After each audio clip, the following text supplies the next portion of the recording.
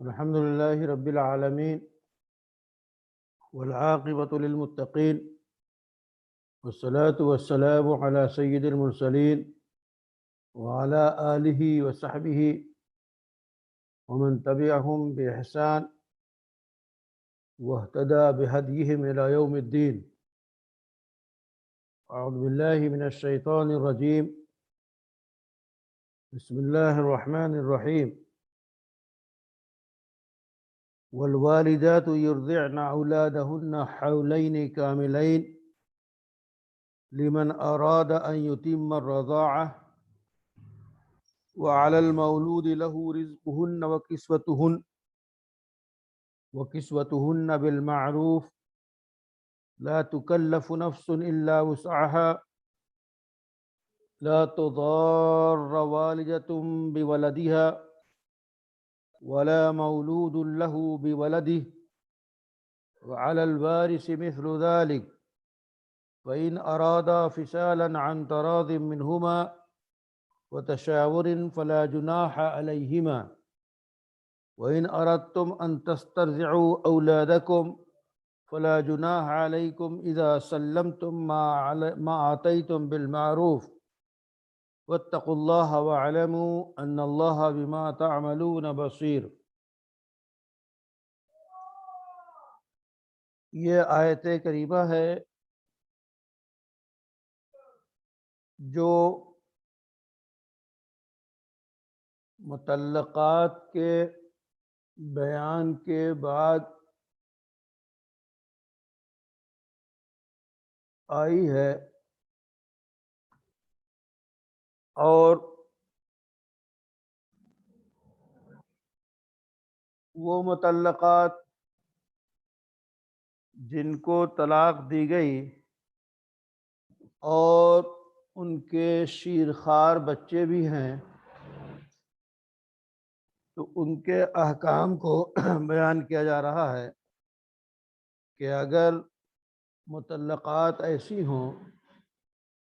جن مطلقات کے چھوٹے شیرخوار بچے ہوں تو دودھ پلانے کی ذمہ داری کس پہ ہے؟ ماں پر ہے. اسی طرح والدین کی شفقت کا استحقاق اس بچے کو حاصل ہے تاکہ اس بچے کی پرورش ہو سکے، تربیت ہو سکے. اس اعتبار سے اس آیت کریمہ میں رضاعت کی مدت کو، اسی طرح بعض احوال میں رضاعت پہ جو اجرت دی جاتی ہے یا بیوی کا یا جو دودھ پلانے والی دائیں ہے اس کا نان نفقہ اس کے ذمے ہے. اسی طرح بعض احوال میں کسی اجنبی عورت کو دودھ پلانے کے لیے حاصل کیا جائے تو اس کی اجرت کیا ہوگی. اس طرح کے احکام اس آیت کریمہ میں بیان کیے جاتے ہیں اور اللہ تعالیٰ نے ظاہر ہے کہ پورا نظام بپا کیا ہے جس میں یہ بھی داخل ہے اور خاص طور پہ شیرخوار بچے آئندہ وہی امت کے ہونہار بچے بنیں گے، انہی کے سر کاندھوں پہ ذمہ داری آئے گی. اس لیے اول دن سے بچے کی تربیت اور اس کی پرورش، اس کی نگہداشت کا خیال اسلام نے رکھا ہے. مفسرین اس ذیل میں یہ فرماتے ہیں کہ والوالدات یرضعن اولادہن، جو انداز خطاب ہے ظاہر ہے کہ یہ خبر ہے اور یہ خبر امر کے معنی میں ہے، امر کے حکم میں ہے. تو جو خبر امر کے معنی میں ہو وہ امر سے زیادہ مؤکد اور اہم ہو جاتی ہے، جبکہ مسئلہ اگر دیکھا جائے کہ دودھ پلانا یہ والدہ کے لیے اور ماں کے لیے اس کی حیثیت کیا ہے، تو یہ جو ایک ضابطے کی بات کی جا رہی ہے وہ یہ ہے کہ مستحب ہے کہ ماں دودھ پلائے۔ تو ماں دودھ پلائے یہ مستحب ہے، ماں کے ذمے دودھ پلانا بچے کو واجب نہیں ہے۔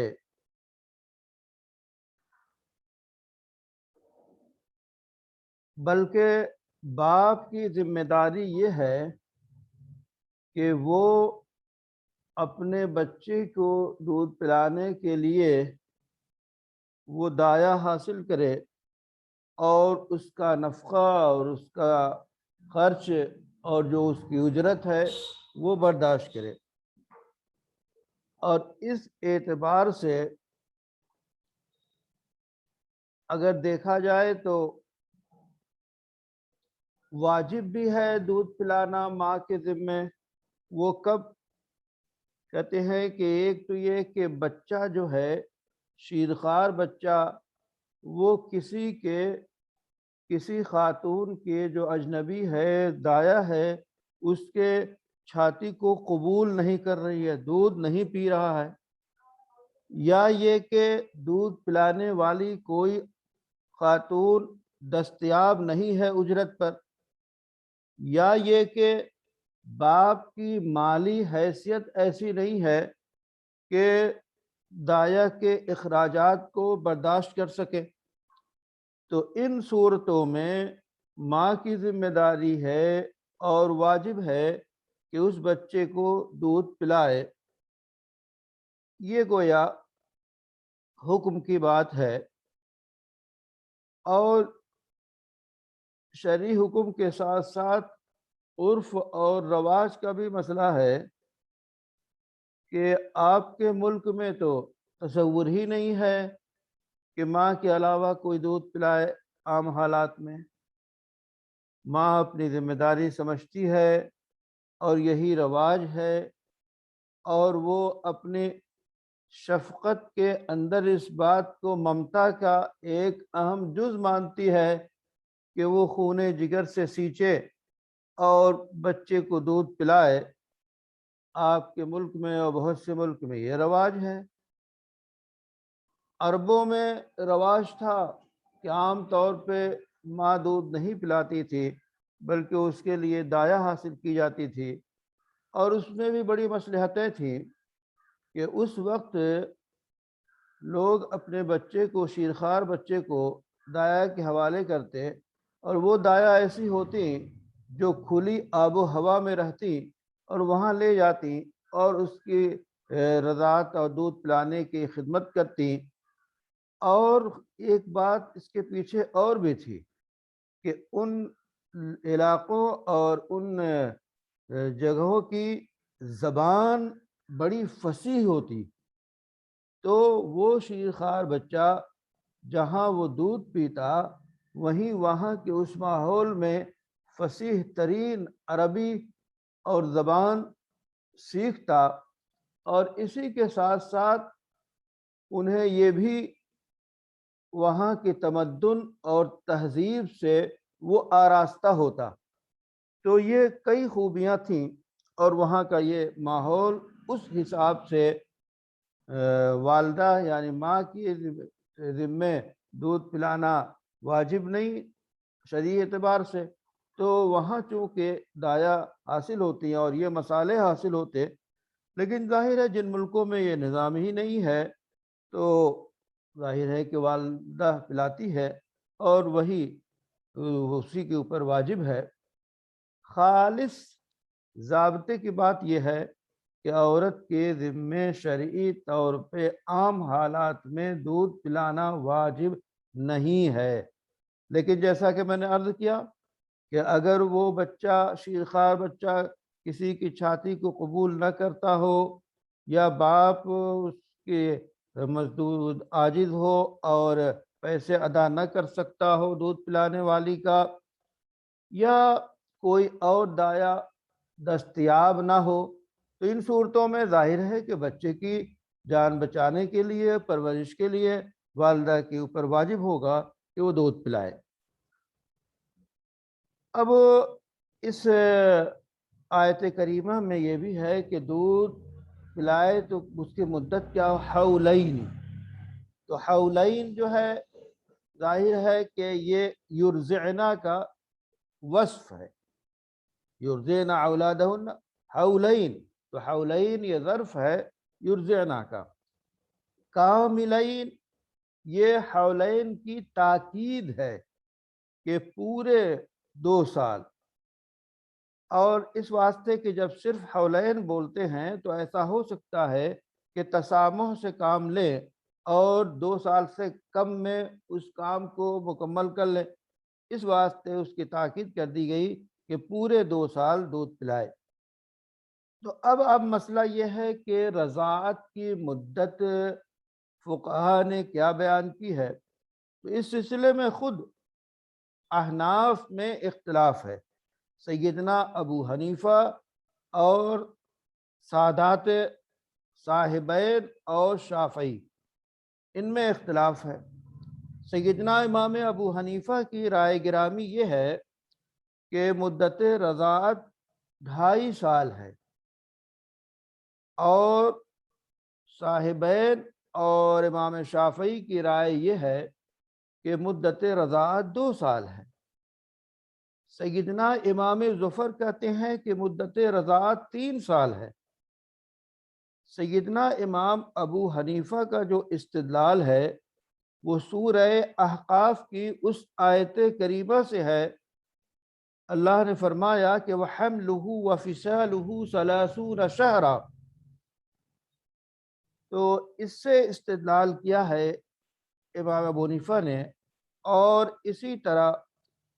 تو گویا اس آیت سے استدلال کیا امام ابو حنیفہ نے۔ صاحبین اور سادات شافعیہ نے جو استدلال کیا ہے وہ در حقیقت وہ قرآن کے اس لفظ سے کہ جس میں حولین کاملین کی قید ہے، وہ اس سے استدلال کرتے ہیں۔ اور وہ فصالہ فی عامین، تو یہ کہنا کہ حولین کاملین اور حملہ و فصالہ 30 شہرا، تو گویا 2 چیزوں کی مدت کو اس میں بیان کیا گیا، حمل اور فصال کو۔ تو اس سے استدلال کرتے ہیں حضرت امام ابو حنیفہ کہ 2.5 سال مدت ہے۔ اب اس سلسلے میں اگر یہ دیکھا جائے، حقیقت پہ غور کیا جائے، تو اس آیت سے کہ حولین کاملین سے مدت رضاعت 2 ہی سال ثابت ہوتی ہے، یہ کہتے ہیں کہ زیادتی جو ہے یعنی 2 سال سے زیادہ ثابت نہ ہو،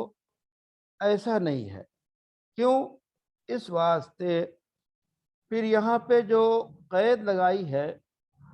کہ ارضاء الوالدۃ ولدہ، یعنی والدہ اپنے بچے کو دودھ پلائے،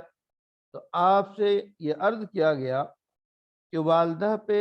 دودھ پلانا واجب نہیں ہے الا یہ کہ عذر ہو، اور 2 سال اور زیادت اضافہ جو ہے اس کی طرف سے تبرع ہے، یعنی 2 سال تو دودھ پلانا واجب ہے،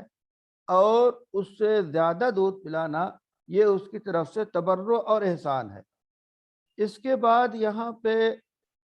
دودھ پلانے والی کی اجرت باپ کے ذمے رکھی گئی، وَعَلَى الْمَوْلُودِ لَهُ رِزْقُهُنَّ وَكِسْوَتُهُنَّ۔ تو اب یہاں پہ دیکھیے کہ اس سے پتہ چلتا ہے کہ باپ کے ذمے 2 ہی سال کی جو ہے رضاعت کی اجرت واجب ہے، اور اس سے زیادہ نہیں۔ تو گویا اس آیت سے یہ بات سمجھی جائے گی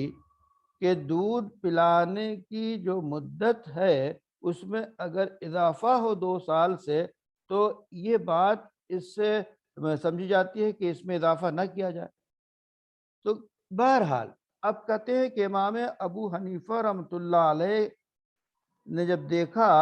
کہ اس میں اضافہ ہونے کا شبہ موجود ہے کہ 2 سال، اس لیے انہوں نے احتیاط برتی۔ وہ احتیاط کیا ہے کہ مدت رضاعت میں حرمت بھی ثابت ہوتی ہے کہ جب مدت رضاعت میں بچے نے دودھ پیا تو رضاعت ثابت ہوتی ہے، یعنی اس کے بھائی بہن جو ہیں اس کے بھائی کی طرح حقیقی ہو جاتے ہیں، اور پھر اس سے نکاح جائز نہیں ہوتا ہے۔ تو احتیاط کے طور پہ 2.5 سال مدت رکھ دی، تو گویا 2.5 سال کے اندر اگر وہ پیے گا تو رضاعت ثابت ہوگی اور نکاح کی حرمت واقع ہوگی۔ اس لیے اس مدت کے اندر اگر اس نے پلایا تو یہی حکم ہوگا۔ اس کے بعد اور اس سے نکاح ظاہر ہے کہ حرام ہوگا، جس سے رضاعت ثابت ہو رہی ہے۔ البتہ اس سلسلے میں مزید تفصیلی گفتگو کہ دلائل کیا ہے، اور عام طور پہ آپ جانتے ہیں کہ فتویٰ جو ہوتا ہے وہ امام ابو حنیفہ کے قول پہ ہوتا ہے، اور اس کے بھی شرائط ہیں۔ تو 2 سال مدت تو متفق علیہ ہے، البتہ امام ظفر کے ہاں 3 سال ہے، امام ابو حنیفہ کے نزدیک 2.5 سال ہے، صاحبین کے نزدیک اور شافعی کے نزدیک جو ہے وہ 2 ہی سال ہے۔ تو اللہ نے یہ فرمایا کہ لمن اراد ان یتیم الرضاع، تو اس سے پتہ چلا کہ دودھ کی مدت پلانے کی وہ 2 سال ہیں۔ بیضاوی اسی کے قائل ہیں، اور وہ کہتے ہیں کہ اس آیت میں دلیل ہے کہ رضاعت کی مدت انتہائی مدت جو ہے وہ 2 سال ہے، اور اس کے بعد پھر جو ہے مدت نہیں ہے۔ اور یہ بھی ہے کہ اس سے کم ہو، یعنی اگر 2 سال سے کم میں دودھ چھڑا لے تو کوئی حرج نہیں ہے۔ یہ مطلب نہیں ہے کہ 2 سال پلانا ضروری ہے، یعنی ذمہ داری ہے جب تک بچے کو ضرورت ہو تو 2 سال تک پلایا جائے۔ لیکن اگر ایسا ہوتا ہے کہ سال میں یا 12 13 14 مہینے میں 1.5 سال میں کبھی بچے کا دودھ چھڑا لیا جاتا ہے، اگر بچے کی صحت کو نقصان دہ نہ ہو اور بچہ کھانا پینا شروع کر دے تو اس سے کم میں بھی چھڑایا جا سکتا ہے۔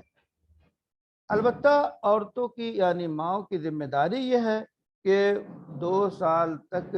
وہ دودھ ضرور پلائیں۔ پھر اس کے بعد کہتے ہیں کہ رضاعت کی مدت اور رضاعت کے سلسلے میں مزید تفصیلی گفتگو جو آیات اس کے بعد آئیں گی کہ حملہ و فصالہ 30 شہرا، تو ان پر وہاں پہ تفصیل سے گفتگو کی جائے گی۔ اس کے بعد اللہ تعالیٰ کا یہ فرمان کہ وَعَلَى الْمَوْلُودِ لَهُ رِزْقُهُنَّ وَكِسْوَتُهُنَّ بِالْمَعْرُوفِ۔ المولود لہو سے مراد ظاہر ہے کہ باپ ہے، اور قرآن کے الفاظ میں بڑی بلاغت اور جو ہے بہت سے معانی ہیں۔ یہاں پہ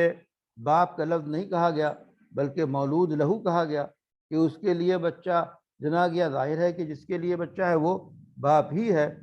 تو اس کی بھی بڑی حکمتیں ہیں۔ فرمایا کہ رزقہن و کسوتہن، اب یہ رزقہن و کسوتہن کی ضمیر جو ہے الوالدات کی طرف لوٹ رہی ہے۔ اب دیکھیے کہ اگر والدات کی طرف جب لوٹ رہی ہے تو اگر نفقہ اور کسوہ باپ کے ذمے، مرد کے ذمے اس معنی کر واجب ہے کہ وہ اس کی بیوی ہے، بیوی کی حیثیت سے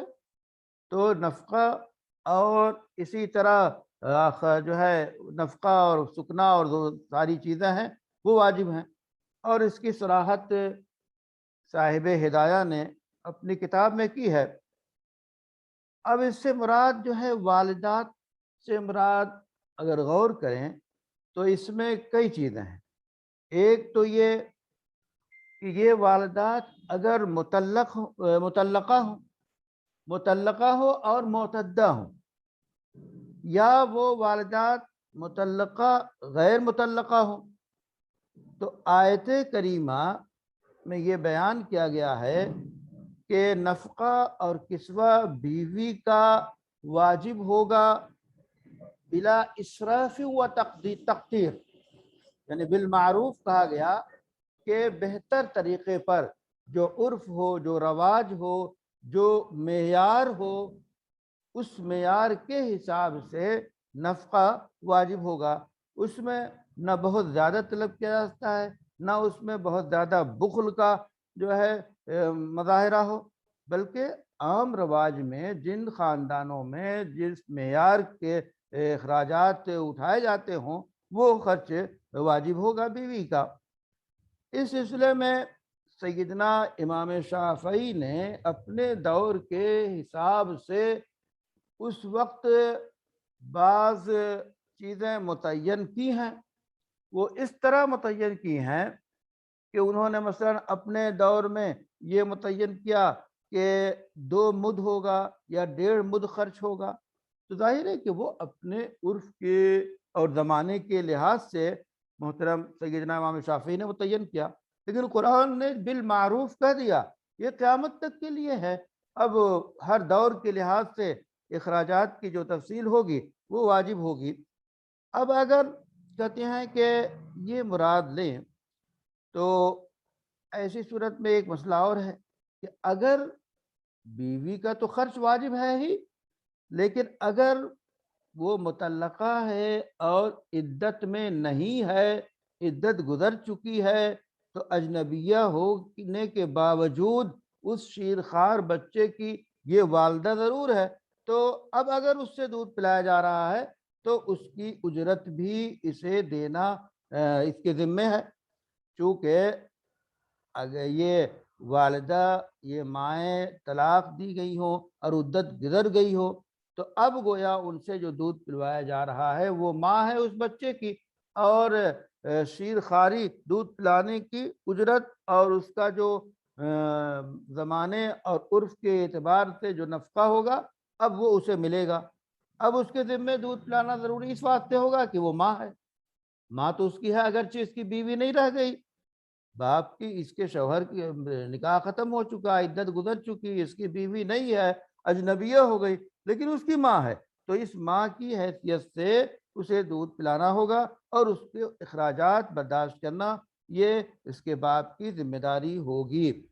یہ اس وقت ہوگا جب کہ ایسی مطلقہ ہو جو عدت گزر چکی ہو، لیکن اگر مطلقہ ایسی ہے کہ ابھی عدت نہیں گزری ہے تو عدت کے اندر اندر جو وہ پلائے گی تو وہ استئجار یا اجرت کے طور پہ نہیں لے گی، بلکہ عدت کا جو خرچ ہوتا ہے وہ اس کے ذمہ واجب ہوگا۔ تو گویا حاصل کلام یہ کہ باپ کی ذمہ داری ہے کہ اپنے بچوں کے دودھ پلانے کا انتظام کرے، اور باپ کی ذمہ داری ہے کہ اپنے بچوں کے دودھ پلانے کے لیے دایا جو ہے کا انتظام کرے، اور ماں کے اوپر واجب نہیں ہے بلکہ مستحب ہے۔ لیکن اس صورت میں جب کہ بچہ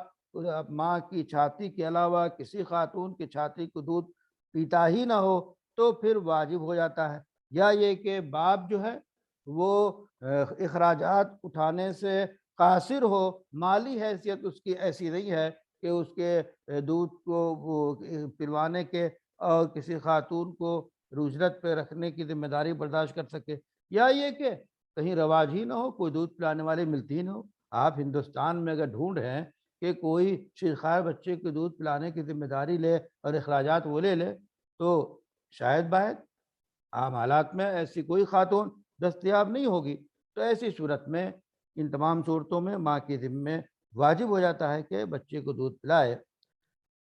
البتہ ماں اگر دودھ پلائے گی یا وہ ماں جو کہ عدت کے اندر ہے وہ دودھ پلائے گی تو وہ اجرت حاصل نہیں کر سکتی، وہ اجرت نہیں لے سکتی، یعنی چاہے کہ اجرت لے، نفقہ تو الگ چیز ہے کہ نفقہ عدت کے اندر ہوگی تب بھی نفقہ اس کو ملے گا، بیوی کی حیثیت سے ہے تب بھی اس کو نفقہ ملے گا، لیکن یہ ماں یا چاہے وہ مستقل نکاح میں ہو یا نکاح سے نکل گئی ہو لیکن عدت کے اندر ہو تو وہ اجرت نہیں طلب کر سکتی، نفقہ اس کو ملے گا وہ۔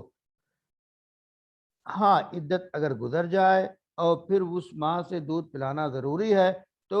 وہ ماں دودھ پلائے گی 2 سال، اور باپ کی ذمہ داری ہوگی کہ اس کے اخراجات کو بحیثیت اجرت کے اور آج کے دور میں اس کو اکرامیہ کہیں گے، اکرامیہ کہیں گے کہ اعزاز کے طور پہ باپ جو ہے اسے پیش کرے کیونکہ اس نے اسے بچے کو دودھ پلایا۔ اب دیکھیے، اگر باپ نے جو ہے کسی دایا کو حاصل کر لیا جو ہے اجرت پہ، اور اجنبیہ کو جو اجرت حاصل دے رہا ہے اتنی ہی اجرت پہ یہ ماں جو ہے جو عدت جو طلاق یافتہ ہے یہ بھی اتنی ہی پلانا چاہ رہی ہے، تو دونوں اگر سامنے ہوں، ایک وہ ماں جس ماں نے دودھ جو ہے جس کو طلاق ہو چکی ہے، اب وہ اجنبیہ ہو گئی عدت کے بعد، وہ دودھ پلانا چاہ رہی ہے کہ جی ہاں میں پلاؤں گی اور یہ میں اجرت لوں گی، اور ایک اجنبی عورت دوسری بھی آ گئی کہ میں پلاؤں گی۔ اب دونوں کی اجرت برابر ہے تو ترجیح جو دی جائے گی وہ ماں کو دی جائے گی۔ کیوں؟ اس واسطے کہ اس میں جو شفقت پائی جائے گی ماں میں وہ دوسری عورت میں نہیں پائی جائے گی۔ ہاں اگر بہت زیادہ پیسے مانگ رہی ہو تو ظاہر ہے کہ پھر مجبور ہوگا، تو جو ہے باپ سے ضرر کو دور کیا جائے گا اور دوسرے کو دودھ پلانے کا حق ہوگا، مجبور نہیں کیا جائے گا کہ یہ پلائے۔ تو بہرحال یہ مسلک جو ہے احناف کا ہے، اور سیدنا امام شافعی کہتے ہیں کہ ماں جو ہے وہ ہر حال میں اجرت لے سکتی ہے، یہ سیدنا امام شافعی کا مسلک ہے۔ اور اللہ تعالیٰ نے فرمایا کہ والوالدات، یعنی ظاہر ہے کہ یہ والدات جو ہے یہ مطلقات اور غیر مطلقات دونوں کو شامل ہے۔ ظاہر ہے کہ والدہ تو والدہ ہی ہوگی چاہے اسے طلاق ہو جائے، دونوں ہی کو شامل ہے۔ یا کبھی ایسا ہے کہ صرف اس سے مطلقات مراد ہیں، اور تو یہ بھی ہے کہ صرف مطلقات مراد ہے، یا مطلقات اور غیر مطلقات دونوں مراد ہیں، معنی اور مفہوم اور مراد میں کوئی فرق نہیں پڑے گا۔ اب اس کے بعد اللہ نے فرمایا رزقہن و کسوتہن، تو رزقہن و کسوتہن سے مراد یہ رزق اور کسوہ، یا رزق یہ گویا نان نفقہ، یہ ان والدات کی اجرت ہوگی جو دودھ پلانے والیاں ہوں گی، جو دودھ پلانے والیاں ہوں گی یہ ان کی اجرت ہوگی۔ اور ہمارے نزدیک ضروری ہے کہ وہ اگر ماں ہے تو طلاق دے کہ عدت گزر چکی ہے طلاق کے بعد تب اس کو اجرت ملے گی، اور سیدنا امام شافعی کے نزدیک اجرت لینا ہر حال میں جائز ہے۔ تو گویا یہ وہ چند گزارشات ہیں جو آیت کے اس بعد حصے کے سلسلے میں بیان کی گئیں، اور بھی گفتگو وعلی المولود لہ رزقہن کے متعلق ہے جو آئندہ بیان کی جائے گی۔